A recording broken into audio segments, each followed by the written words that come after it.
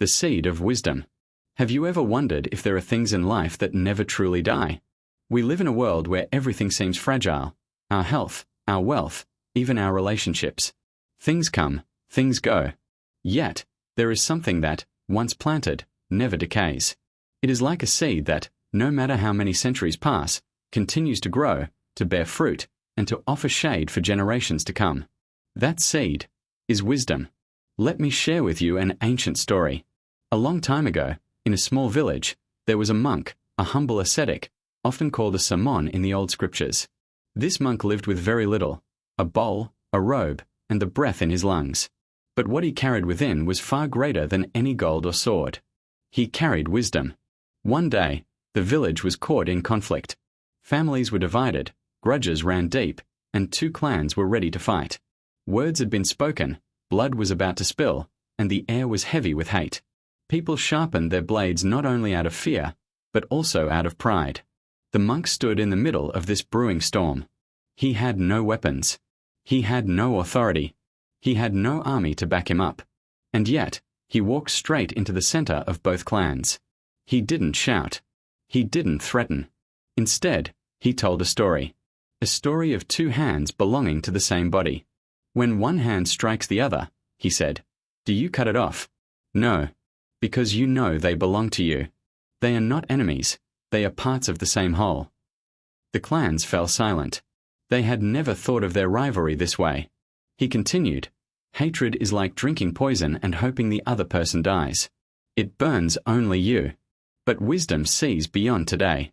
It sees the shared blood, the shared air, the shared earth beneath your feet. That day, no battle took place. Blades were put down. Families embraced, not because fear forced them to, but because wisdom dissolved the illusion of separation. Now, here's the striking part. The monk's body is long gone. His footprints in the soil have faded. But the seed of wisdom he planted that day has been told, retold, and lived through countless generations. That wisdom didn't just save one village. It became a teaching, a reminder, a ripple spreading endlessly through time. So what makes wisdom different from all the other things we chase in life? Think about it. Wealth can disappear overnight. Status can crumble. Even our physical strength fades with age. But wisdom, once it takes root, is eternal. It outlives us. It shapes lives we will never meet. Perhaps you've seen this in your own life. Maybe you remember something your grandmother once said, just a single sentence, that still guides you today. She may no longer be here, but her wisdom continues to breathe through your choices. Or maybe you read a line in a book years ago, and that one insight keeps returning to you whenever life feels heavy. That's the miracle of wisdom. It doesn't just stay in the mind.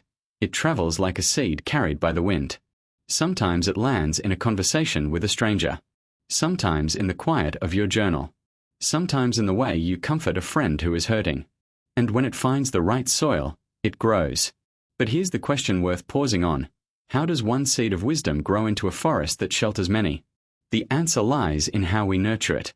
Wisdom is not just knowledge. It's not about memorizing quotes or accumulating facts. Wisdom is knowledge digested through life, softened by compassion, and tested by experience. When you apply wisdom in a real moment of conflict, choosing understanding instead of anger, patience instead of rushing, you water that seed. And each time you return to it, the roots grow deeper. There's another layer here too. Wisdom doesn't just transform us, it transforms the space around us. Have you noticed how one calm person can shift the entire energy of a room? How one voice of reason can stop an argument from spiraling? That's wisdom at work. It multiplies. It doesn't need to shout. It doesn't force. It simply radiates, and others can't help but feel it. So I ask you, what seeds are you planting today? With your words, with your actions, with the way you respond to life. Are you planting seeds of anger, seeds of fear, or seeds of wisdom? The beauty is, you don't need to wait for a perfect moment to plant wisdom. Every day gives you soil. Every interaction gives you an opportunity. And the seed you sow today may not bear fruit immediately, but it might save someone else's tomorrow. The monk I told you about never saw the ripple of his actions stretch across centuries. He simply acted from wisdom in that moment. And that was enough. So remember this. Wisdom does not die. It is never wasted. Once it is born, it continues, through words, through choices, through lives. It is the true inheritance we can leave behind.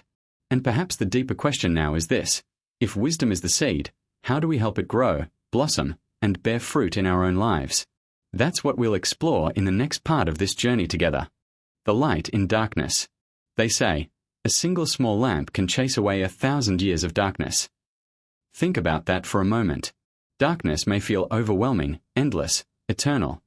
But the moment light appears, even the faintest spark, the darkness has no choice but to vanish. This image is one of the most beautiful metaphors for wisdom. Because if ignorance is darkness, then wisdom is the flame. Let me paint this picture more vividly. Imagine you've lived in a cave your entire life. You stumble through the shadows, bruising yourself on walls you cannot see, mistaking shapes for monsters. Fear becomes your companion because you never know what lurks around the corner. But one day, someone hands you a candle. The flame is tiny, fragile, almost trembling against the cave's breath. Yet suddenly, the monsters on the walls dissolve into simple rocks, cracks, and shadows. What terrified you moments ago loses its power. Nothing about the cave has changed. But your way of seeing has. This is the essence of wisdom. It transforms not the world outside, but the way you see the world. In Buddhist teaching, the word for this darkness is ignorance, not ignorance in the insulting sense, but in the sense of not seeing clearly. It's the blindness of believing things are permanent when they are not. It's the illusion that clinging will bring happiness when, in fact, it brings suffering. It's thinking that anger will protect us, when in truth, it poisons us. This is the darkness we all carry. And yet, all it takes is a single flame of understanding to begin dissolving it. Have you ever had one of those moments when a truth suddenly clicks in your mind, and you can't unsee it? Maybe you realized, for the first time, that holding on to resentment was only hurting you, not the other person. Or maybe you recognized that chasing the next achievement wasn't making you happy, it was just keeping you running. That flash of realization is like lighting a candle in your cave. The shadows may still be there, but they no longer frighten you in the same way. The Buddha often called this flame right view. It doesn't mean believing in a doctrine. It means beginning to see things as they really are. Like understanding that everything changes. That nothing we cling to lasts forever. That peace doesn't come from controlling life, but from understanding it. This shift in perception is powerful. Suddenly, you don't have to fight the darkness. You just need to protect your flame. But here's the thing, light is fragile. A candle can be blown out by a single gust of wind. In the same way, our moments of wisdom can easily be extinguished by anger, greed, or distraction. That's why spiritual practice is often described as guarding the flame. We need to shelter it with mindfulness, feed it with reflection, and share it with compassion so that it grows stronger. Let me bring this into modern life. Think about how often we reach for our phones the moment silence arrives. It's almost as if we're afraid of the darkness of being alone with our thoughts. And yet, if we could sit with that stillness, even for a few breaths, we might discover a small spark of clarity. I don't need to keep running. I can rest here. That's the beginning of wisdom. That's the lamp being lit. Or think of a heated argument. Darkness there takes the form of pride and the need to be right. But if, in the middle of it, you pause and ask yourself, is my peace worth more than winning this fight? That single question is a candle. It may not solve the whole conflict instantly, but it changes the atmosphere. It softens the edges. It shows you a path you couldn't see before. What's fascinating is how one light can ignite another.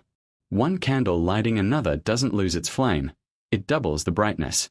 That's how wisdom spreads. A teacher shares an insight, and a student carries it into their life. A parent shows patience instead of anger, and a child learns to do the same. Bit by bit, the world becomes less dark, not because the darkness is destroyed, but because it is illuminated. So here's a question I invite you to hold. If a single lamp can chase away centuries of darkness, what might your small flame of wisdom do, for you, and for the people around you? Maybe it's not about having all the answers. Maybe it's simply about keeping the flame alive in your daily life, choosing kindness over harshness, clarity over confusion, presence over distraction. These are small acts, but together, they are luminous. And yet, another question arises. What keeps the flame burning? If we all hold this fragile light, what helps it endure through storms, through winds, through the trials of life? That is the mystery we'll explore next. Wisdom and wealth. They say, Money can vanish overnight. But what about wisdom? We live in a time where wealth is often seen as the ultimate security. We work hard, save, invest, and dream of financial freedom. And yet, if we are honest, we also know how fragile it is. A market crash, an illness, a disaster, or even just one wrong decision, and everything we've built can collapse in a single night. But here's the remarkable truth. While money can come and go, wisdom, once gained, cannot be stolen, destroyed, or lost. Wisdom stays. And wisdom has the power to rebuild everything, even after loss. Let me tell you a story. Long ago, there was a merchant who had built an abundant life. His ships crossed seas, his warehouses were filled, and his family lived in comfort. But fate, as it often does, turned. One stormy season, his ship sank. Thieves raided his storehouses. In what felt like a single cruel night, he lost everything. The people whispered, "He is finished. He'll never rise again." But the merchant, though shaken, did not despair. Why? Because while his wealth had been taken, his wisdom remained untouched. He knew the trade winds, the markets, the routes of merchants. He knew how to negotiate, how to build trust, how to persevere. So he began again. Slowly, patiently. One small deal. One humble journey. His neighbors mocked at first, but little by little, he regained his footing. Within years, he rebuilt not just his fortune, but his resilience. And this time, his wealth carried a different flavor. It wasn't rooted in fear of loss, but in confidence that no matter what happened, he could start again, because wisdom could not be sunk with ships. The teaching is simple yet profound. Wisdom is the true wealth, because it is timeless, because it is unstealable, because it grows stronger through use. Think about your own life.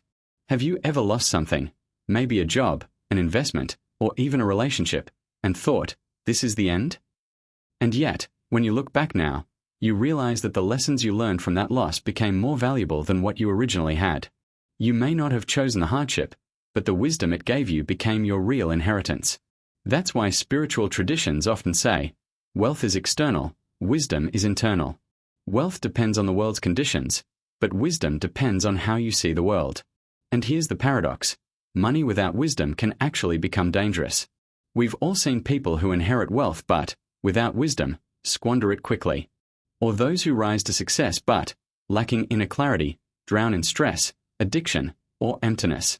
But wisdom, even without money, can create contentment, creativity, and even new forms of abundance. So, let's pause here. What is it you're really seeking when you chase wealth? Is it comfort? Security? Freedom? Recognition? Now ask yourself, could wisdom give you those same things, without the same fragility? For example, wisdom teaches contentment, the ability to enjoy what you have, here and now. That's a kind of wealth that no market can crash. Wisdom teaches generosity, the understanding that when you give, you don't actually lose, you expand. That's a kind of wealth that multiplies with use. Wisdom teaches resilience, the confidence that life will rise and fall, but you can meet it with clarity and adapt. That's a kind of wealth that outlasts circumstances. And so, maybe the real question isn't how much wealth can I accumulate, but how much wisdom have I grown? I remember once speaking to someone who lost everything during a financial downturn. He told me, at first, I thought my life was over. But in the quiet, I learned who my true friends were. I learned to live simply. I discovered a peace I never had when I was chasing numbers. Now, if money returns, it's a bonus. If it doesn't, I'm still rich. That's wisdom. It makes me wonder, how many of us are so busy guarding our money, yet leave our minds unguarded? How many of us build walls around our possessions but forget to cultivate the insight that actually makes life meaningful? The truth is, wealth will always be temporary. The gold we hold today will belong to someone else tomorrow. The houses we build will eventually crumble. But wisdom outlives us. It passes through our words, our actions, our example. It becomes a legacy that no thief can steal. So here is my invitation to you. The next time you feel anxiety about money, pause and ask, what wisdom can I gain from this situation? Because even if the bank account shrinks, if your wisdom grows, you have gained something eternal. And perhaps the deeper mystery to reflect on is this: why does wisdom last longer than gold? What makes it more durable than even the strongest vaults? That's the question we'll explore next. When the body fades. They say, every body grows old, but there is something that grows brighter with age.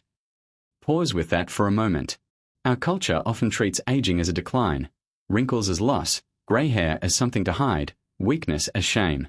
We measure youth as beauty, and strength as value. And yet, if we look closer, there's another kind of beauty that emerges in the twilight of life. A beauty that doesn't fade with the body. A beauty that grows brighter. Wisdom. Let me tell you a story. There was once an old monk, his body bent with age. His steps were slow, his hand shook, and his voice was no longer steady. From the outside, he looked fragile, like a candle in the wind. And yet, to his disciples, he was a mountain. Why? Because his wisdom, refined over decades of practice, radiated through him like a light. When conflicts arose, his words calmed them. When fears troubled the younger monks, his presence steadied them. They didn't come to him for physical protection. He could no longer lift heavy loads or work the fields, but they came for clarity, for perspective, for the kind of strength that doesn't diminish with age. And here's the paradox. The weaker his body became, the more luminous his wisdom appeared. This isn't just a story about monks. It's a truth many of us have seen in our own lives. Maybe it was a grandmother who no longer had the energy to work, yet her gentle advice shaped the family for generations. Maybe it was a mentor who had retired from their career, but whose guidance still opened doors in your thinking. Maybe it was someone who had little left materially, but their way of living, their calm in the face of pain, became a source of strength for everyone around them. Aging reveals a simple truth. Our bodies are temporary, but our wisdom outlives the flesh. It's worth asking, in a society obsessed with youth, are we overlooking the treasures hidden in age? We spend billions on creams, surgeries, supplements, all in a fight against the inevitable decline of the body. But how much do we invest in growing the one thing that can actually shine brighter with time? Our wisdom. Think about it. Muscles weaken. Memory fades. Even our senses, sight, hearing, taste, will dim. But the lessons of a lifetime, if reflected upon, don't dim. They crystallize. Experience, if met with awareness, distills into wisdom. There's a reason we often use metaphors of light for wisdom. Because light doesn't weigh anything. It isn't bound by the body. It passes through wrinkles, past frailty, beyond age. It becomes something eternal, something transmissible, something that survives even when the body can no longer carry it. Now let's turn this back to us. What are we cultivating as we age? Are we only building strength in things that time will take away? Or are we nurturing the kind of insight that time cannot touch? Here's something to consider. The people we admire most in old age are rarely admired for their bodies. They're admired for their wisdom, their kindness, their stories, their presence. Yet, ironically, when we are young, we spend most of our energy on the body, and often neglect the mind and heart. What if we reverse that? What if, alongside caring for the body, we also fed the wisdom that will one day outlast it? I once met a man in his 80s. He told me, when I was young, I tried to conquer the world. Now that I'm old, I realize the world was never mine to conquer. But the peace I feel inside, that's the only kingdom worth ruling. His hands trembled as he said it, but his eyes shone like a flame that could not be put out. That moment struck me. His wisdom was ageless, even though his body was fading. And maybe that's the heart of it. We can't stop the body from aging, but we can choose to let wisdom ripen. So here's a question for you. When your body grows old, and it will, what will shine from you? Will it be bitterness, regret, resentment? Or will it be clarity, compassion, understanding? Because in the end, people may not remember how fast you ran, how strong you were, or how flawless your skin looked. But they will remember your wisdom. They will carry it. It will outlast you. And that brings us to a deeper mystery. If wisdom can outlive the body, then how far does it go? How can it transcend even the limits of our lifetime? That is what we'll explore in the next part. Wisdom in everyday life. They say, sometimes wisdom isn't written in books, but found in the way we pour a cup of tea. Think about that for a moment. We often imagine wisdom as something grand, hidden in thick scriptures, locked away in universities, or delivered only by spiritual masters.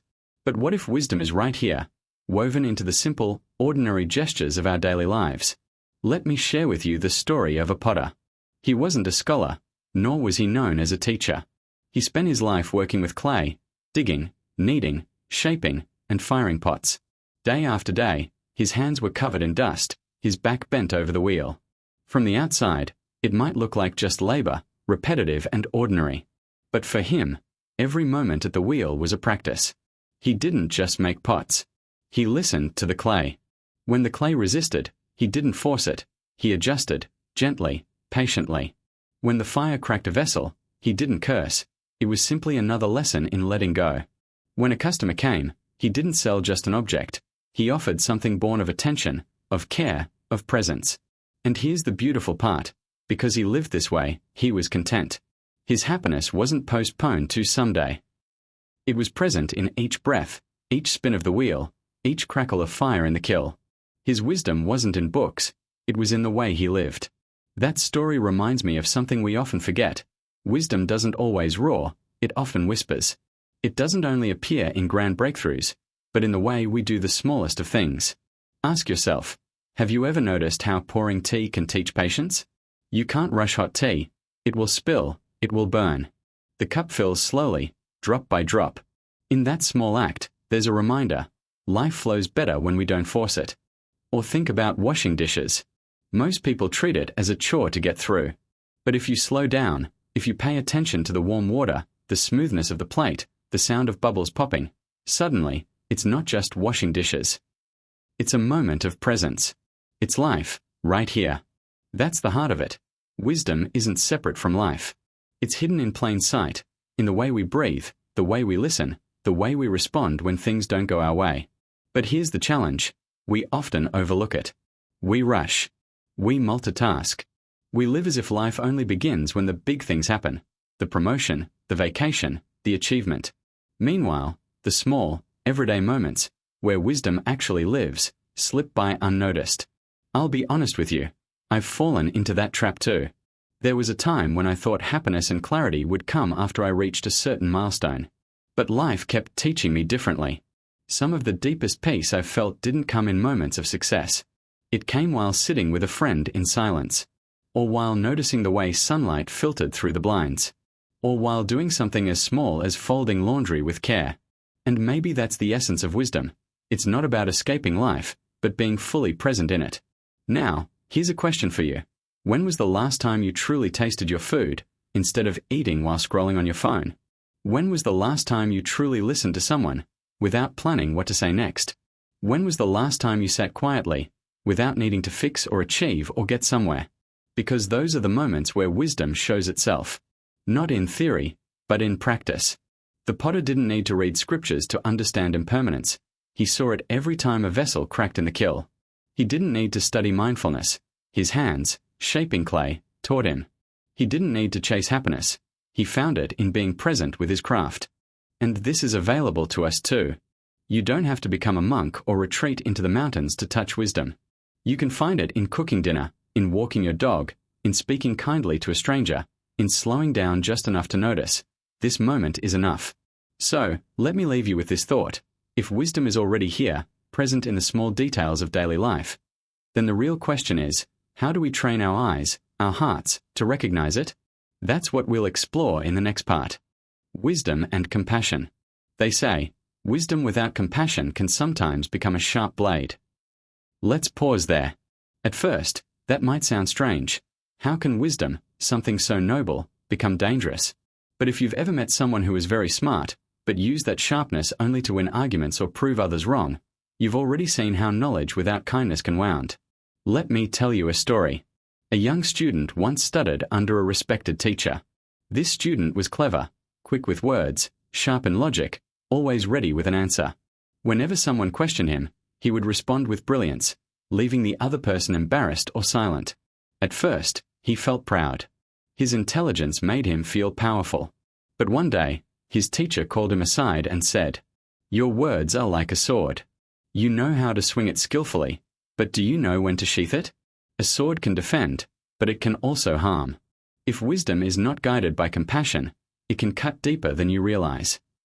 The student didn't understand right away, but slowly he began to notice. After each debate he won, people avoided him. They didn't come to him for advice. They didn't trust him with their struggles. His knowledge had earned him fear, but not respect.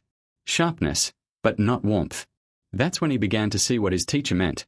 True wisdom isn't just about being right, it's about being kind while being right. Think about it in our own lives. Have you ever been in a conversation where you had the perfect comeback, the facts that could shut the other person down? And maybe you said it, and you won. But after the victory, something felt empty. Because in winning the argument, you lost the connection. Or maybe you've been on the receiving end, when someone corrected you in a way that felt harsh, not caring, more about showing off than helping. Did you learn from them? Or did you just feel small? That's what happens when wisdom stands alone, without compassion. It becomes a tool for ego, not for healing. But when compassion enters the picture, wisdom transforms. It's no longer just sharp, it's also soft, gentle, life-giving. Take for example a doctor. A brilliant surgeon might know exactly how to perform a complex operation. But if that surgeon speaks coldly, without empathy, the patient may feel like just another number on the list. Now imagine another doctor, equally skilled, but who places a hand on the patient's shoulder and says, "I know this is scary. I'm here with you." Same wisdom. But compassion makes all the difference. It turns skill into comfort, knowledge into healing. Or think of a parent teaching a child.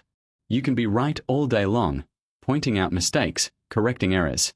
But if correction isn't wrapped in love, the child won't grow, they'll shrink. Wisdom with compassion doesn't just correct, it uplifts. And here's the paradox. True wisdom naturally gives birth to compassion. Because the more you understand life, the more you realize everyone is struggling in their own way. Every sharp word you might throw at someone, they're already carrying invisible burdens. Every mistake you see, it often comes from pain you can't see. The sharp student learned this over time. He began to speak differently. Instead of arguing to win, he asked questions to understand. Instead of using words to cut, he used them to heal. People started to return to him, not because he was clever, but because he was kind.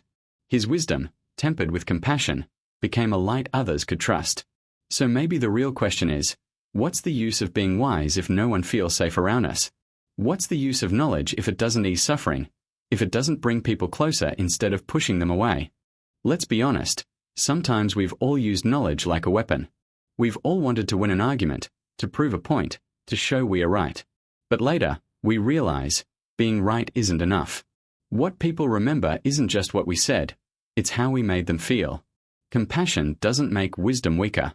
It makes wisdom stronger, because it directs knowledge toward its highest purpose: healing, guiding, and connecting. Think about it this way. Wisdom is like the light of a lamp, and compassion is the warmth of its flame. Light without warmth can feel harsh, even blinding. But light with warmth becomes comforting, life-giving, something we naturally want to draw close to. So let me ask you, what happens when wisdom and compassion meet? What kind of power is born when sharpness is tempered with softness? When clarity walks hand in hand with kindness? That's something we'll explore, together, in the next part.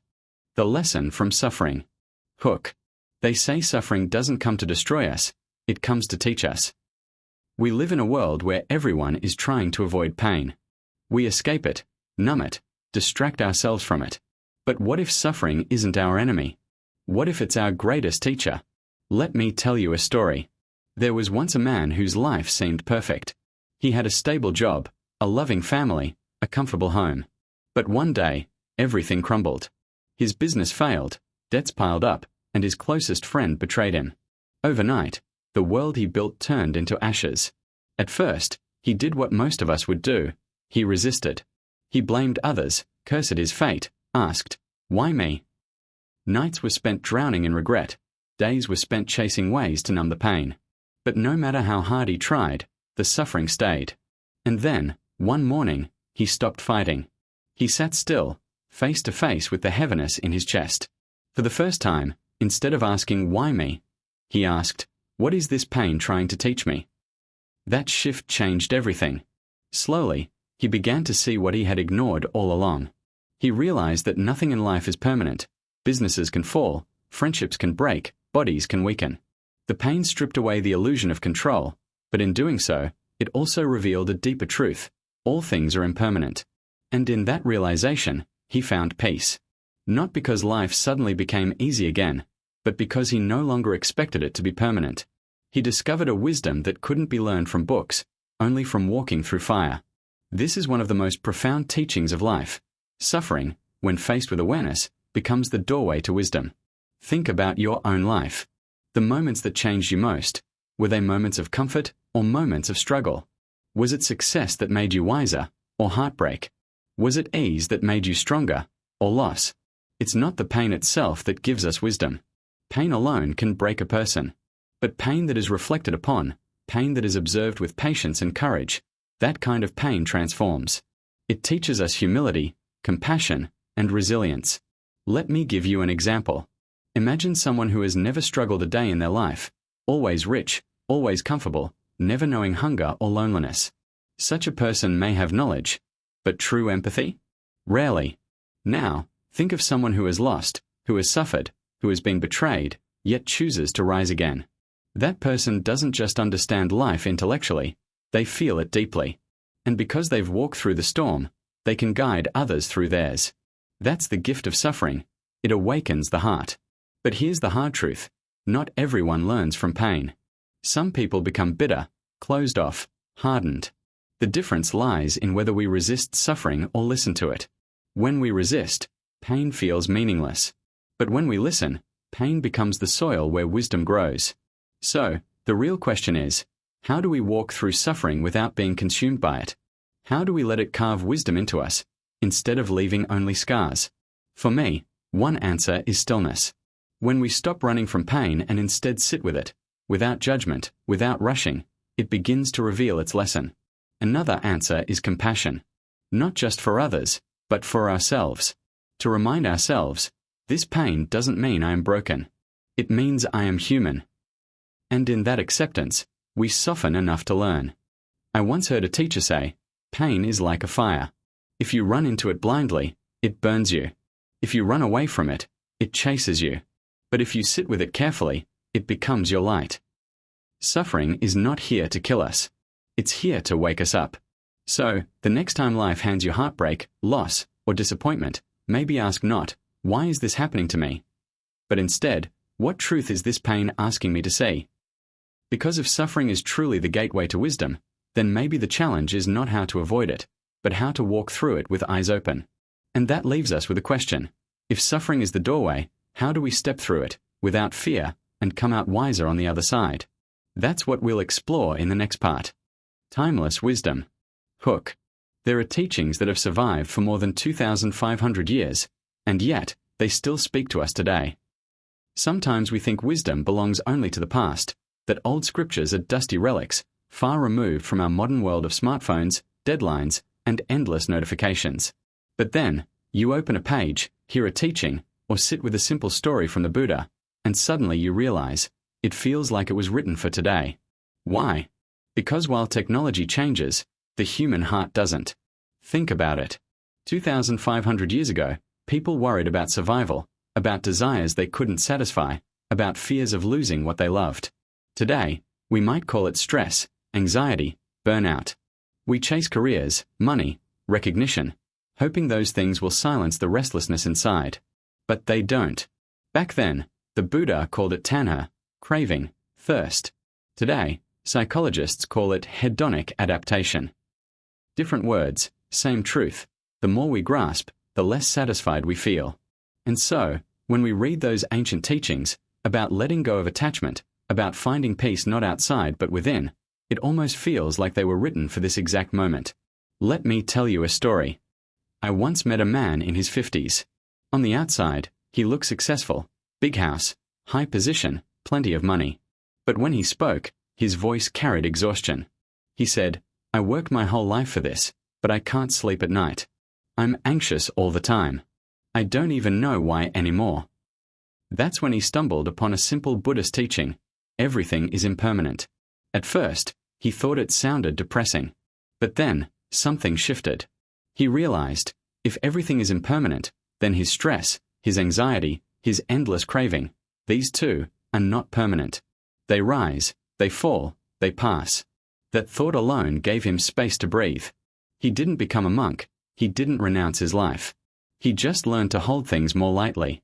And slowly, the weight he carried began to ease. This is the miracle of timeless wisdom. It doesn't need you to believe in rituals or live in caves. It just whispers truths that were always there, waiting for us to notice. And here's the fascinating part. Modern science is catching up. Meditation, once dismissed as something mystical, is now prescribed by doctors for stress relief. Mindfulness practices, rooted in those same teachings from thousands of years ago, are now integrated into therapy, leadership training, even schools. Isn't it amazing? What was once spoken under trees in India is now spoken in hospitals and boardrooms across the world. But let's pause for a moment. Have you ever felt this? Despite having more than any generation before us, we are more restless, more anxious. It's like we are drowning in comfort, yet starving for meaning. That's where timeless wisdom shines. It reminds us, peace isn't in the next purchase, the next promotion, the next relationship. Peace is in the way we see. It's in how we relate to life as it is. And that brings us to a question worth asking.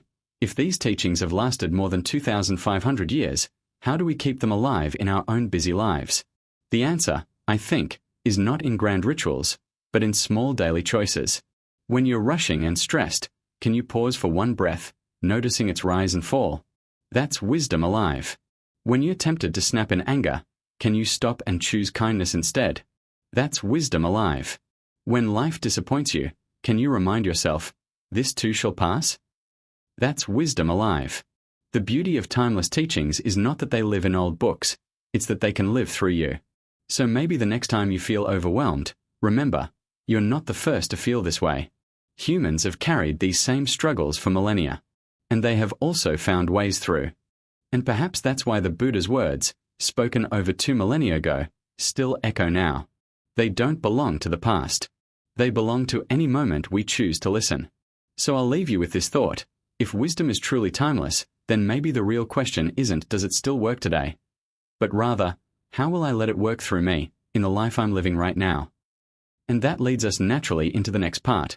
What does it mean to carry wisdom not just as knowledge, but as a living practice in our everyday life? The bearer of wisdom. Hook. What makes a human being a teacher for generations? A master whose wisdom never fades. When we think about the great teachers of history, there is always one question.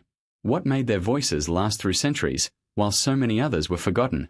In the story of the Buddha, the answer is simple but profound. He took suffering, the same suffering all of us experience, and transformed it into wisdom.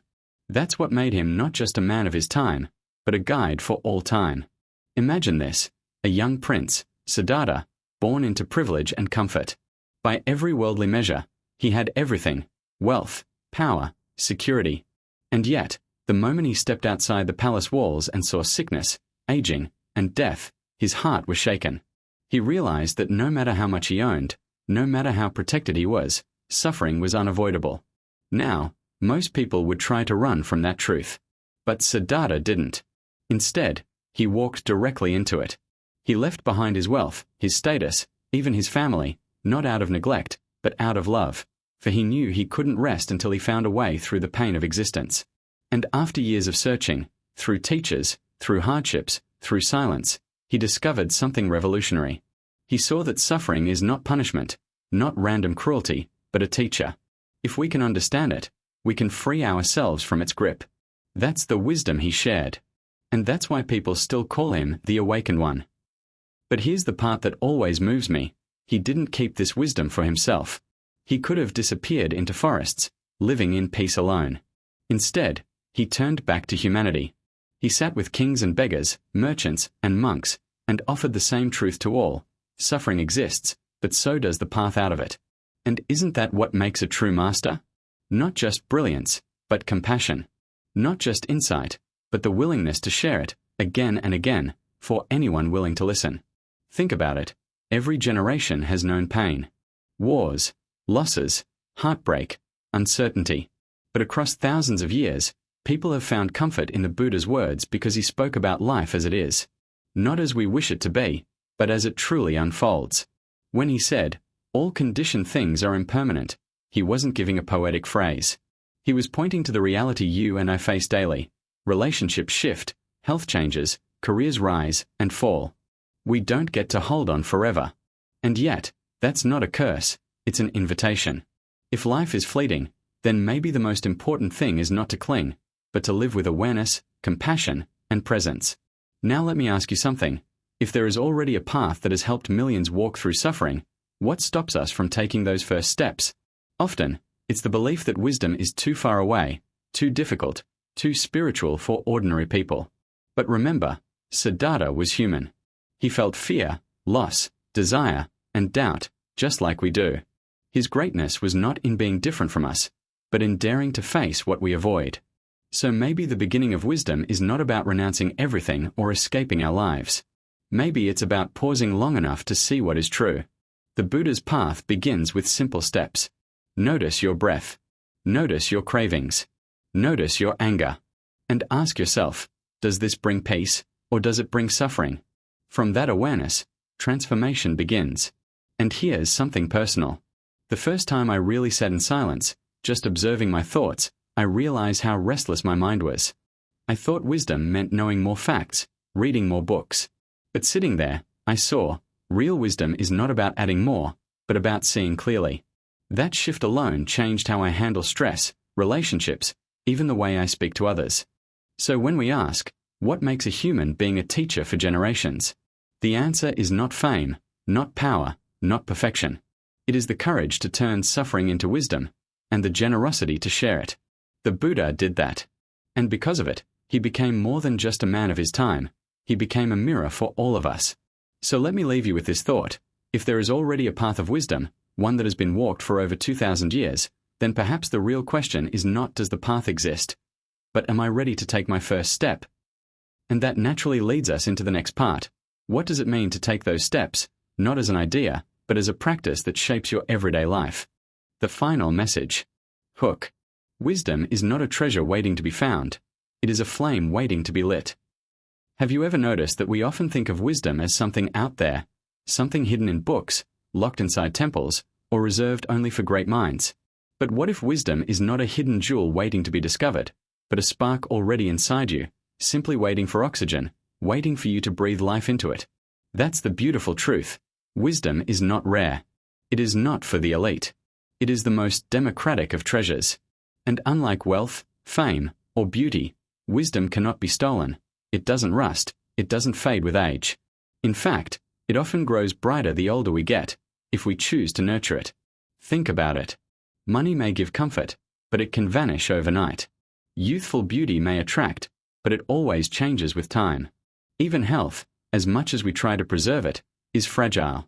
But wisdom, that quiet clarity, that deep understanding, travels with you everywhere, through every season of life. A poor person with wisdom can walk with dignity. A wealthy person without wisdom can live in misery. Have you seen that? Maybe in your own family, maybe among friends? That's why ancient traditions call wisdom the highest blessing, the one gift that transforms every other part of life. Let me share a simple image with you. Imagine two neighbors. One wakes up every day chasing more success, more possessions, more recognition. And yet, the more he gets, the more restless he becomes. The other neighbor lives simply. He works, he eats, he laughs with his family. But there is something about him, an ease, a peace, that makes others want to sit with him. What is the difference? It's not luck. It's not wealth. It's wisdom. The ability to see things clearly, to not be a prisoner of endless wanting, to know when enough is enough. And when you see that, you realize, wisdom is not abstract. It's not only found in lofty teachings. It shows up in the most ordinary of moments, in how we speak to our children, how we handle conflict, how we choose kindness instead of pride, patience instead of anger. Here's the part one love most. Wisdom is timeless. The words of the Buddha were spoken 2,500 years ago, but when you read them today, they feel as if they were written for this very moment. Because the human heart hasn't changed. We still fear loss.